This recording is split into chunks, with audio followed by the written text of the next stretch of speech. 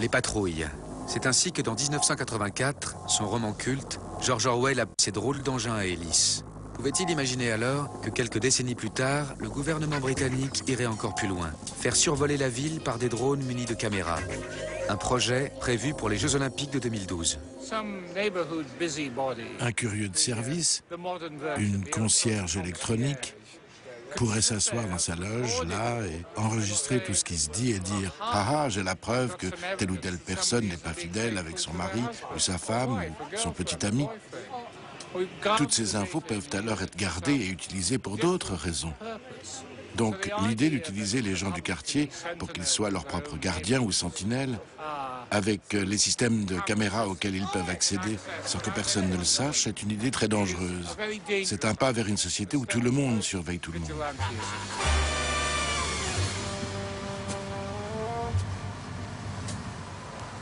Je pense qu'à travers ce réseau de caméras de surveillance, ils utilisent le public pour faire leur travail. C'est plein de Little Brothers qui font le travail de Big Brother.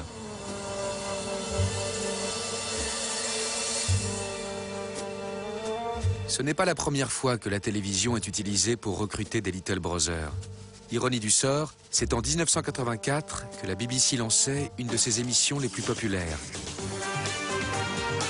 Crime Watch, une émission où les reconstitutions de scènes de crime s'appuient largement sur la vidéosurveillance. Là, il y a un homme de l'autre côté de la rue qui traverse pour être du même côté de la route que moi.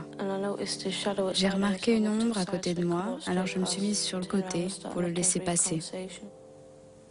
Il s'est retourné et m'a abordé. On a continué à parler, mais il m'a attrapé et a essayé de m'emmener vers les buissons.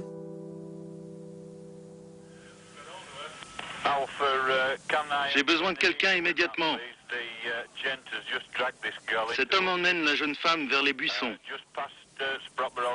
Il se dirige vers le parking, vers l'arrière de la station essence.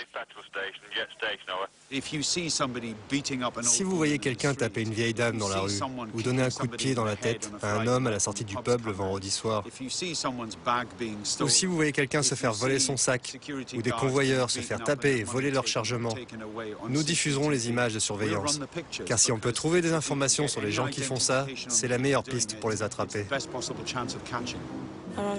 J'ai couru vers la station en me disant que la police serait déjà sur son chemin.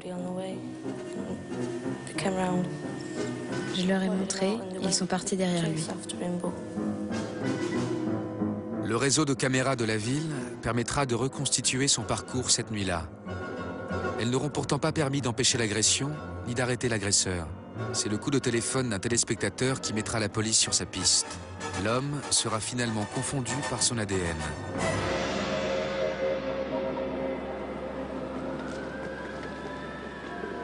En Grande-Bretagne, les bases de données génétiques constituent une forme de surveillance beaucoup plus discrète, encore plus insidieuse. En 2003, le gouvernement avait proposé de ficher le génome de tous les nouveau-nés. Rejeté par 2 comités scientifiques, le projet de loi n'est finalement jamais arrivé au Parlement. Mais l'obsession du fichage génétique persiste, grâce notamment à l'extension des fichiers policiers. Des fichiers qui ne sont plus seulement réservés aux coupables. On s'est aperçu que la police ne détruisait jamais les analyses ADN des personnes reconnues innocentes. Pour s'en justifier, il disait que ces personnes avaient le profil d'agresseurs potentiels. C'étaient les bandits de demain. La loi a donc été changée pour qu'ils puissent garder ces informations. Ils ont dit ensuite, pourquoi devrions-nous seulement nous occuper des grands criminels? Si les gens ont été pris dans le système, on devrait en profiter pour prendre leur ADN, pour que nos banques de données deviennent de plus en plus performantes. Maintenant, des gens qui ne sont même pas accusés, de simples témoins, se voient demander leur ADN au cours des enquêtes, sans même se rendre compte qu'ils vont nourrir les banques de données. Par le passé, en Europe, des fonctionnaires descendants d'autres fonctionnaires formés par Napoléon commençaient déjà à saisir des données sur les origines raciales des personnes. Ils ne se doutaient pas qu'un jour, on amènerait les Juifs suite aux purges vers l'Holocauste pour qu'ils disparaissent en masse Et pourtant, c'est arrivé. C'est ça le danger de créer des fichiers sans fondement, des fichiers parce que c'est facile, des fichiers parce que si on n'a pas de raison de les créer aujourd'hui, on en trouvera peut-être une dans le futur.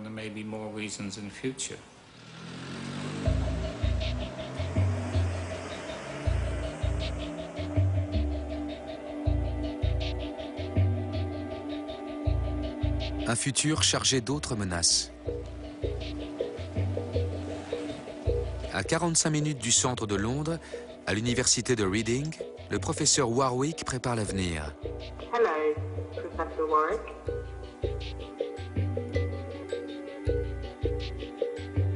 Ses domaines de recherche, la cybernétique, la robotique et l'intelligence artificielle. Son objectif, transformer l'homme en cyborg. Je vous présente Mogwai. Ça veut dire fantôme magique en chinois. Ça fait un peu peur. En fait, il a 5 sens. La vue et l'ouïe, comme les êtres humains, mais il a aussi des ultrasoniques dans son front, une lèvre supérieure infrarouge et un radar dans son nez. Il peut recevoir des informations sensorielles des objets ou des gens et il peut les identifier de plusieurs manières. On essaie de rassembler tous ces renseignements pour comprimer ces données, comme dans un cerveau humain. Pour atteindre ces objectifs, le professeur Warwick fixe en 2003 un microprocesseur sur son système nerveux. Il lui permet de contrôler à distance robots et ordinateurs. Première étape d'une transformation plus radicale.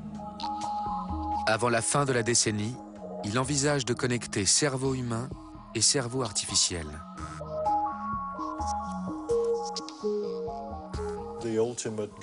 Et ensuite, le côté passionnant, le but final, si votre cerveau est relié par un câble à un ordinateur, vous partagez la mémoire avec le système de l'ordinateur. Vous avez alors un accès instantané à sa mémoire.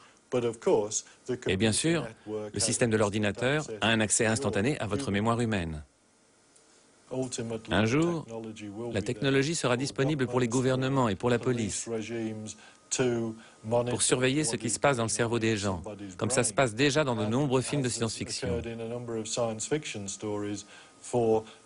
Par exemple, pour faire ressurgir certains souvenirs. Si vous dites « Non, je n'ai pas tué cette personne », la police pourra chercher dans votre mémoire. Vous aurez toujours le souvenir du meurtre. Si l'implant est connecté au système nerveux de la personne, alors les expériences avec les animaux tels que les rats nous montrent que les mouvements d'une personne peuvent être télécommandés à partir d'un ordinateur. Ce n'est pas de la science-fiction, c'est de la science.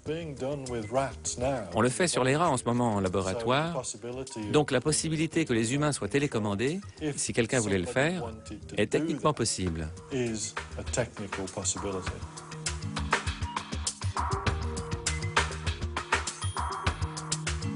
Dans la course entre l'homme et la machine, le professeur Warwick a choisi. La cybernétique, pour lui, et depuis longtemps, est bien l'avenir de l'homme. Un avenir sous total contrôle.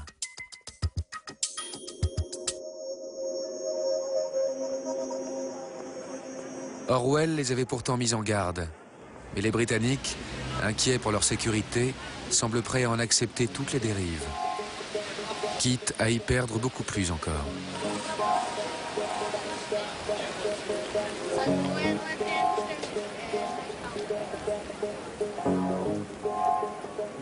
Une des grandes figures du siècle des Lumières, Benjamin Franklin, avait souligné que ceux qui vendraient un peu de liberté pour gagner quelques instants de sécurité ne méritaient ni l'un ni l'autre, ni sécurité, ni liberté.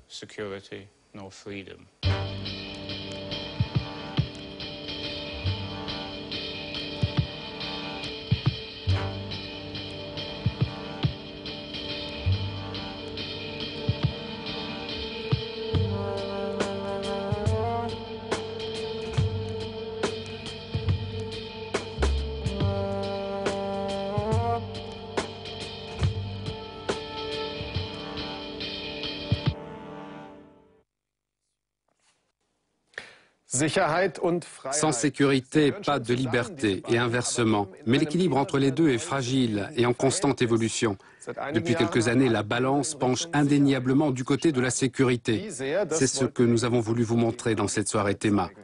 Un dossier complet sur la cybersurveillance et les formes de résistance citoyenne qu'elle suscite est disponible sur notre site internet arte.tv. Merci de nous avoir suivis. Bonne soirée à toutes et à tous.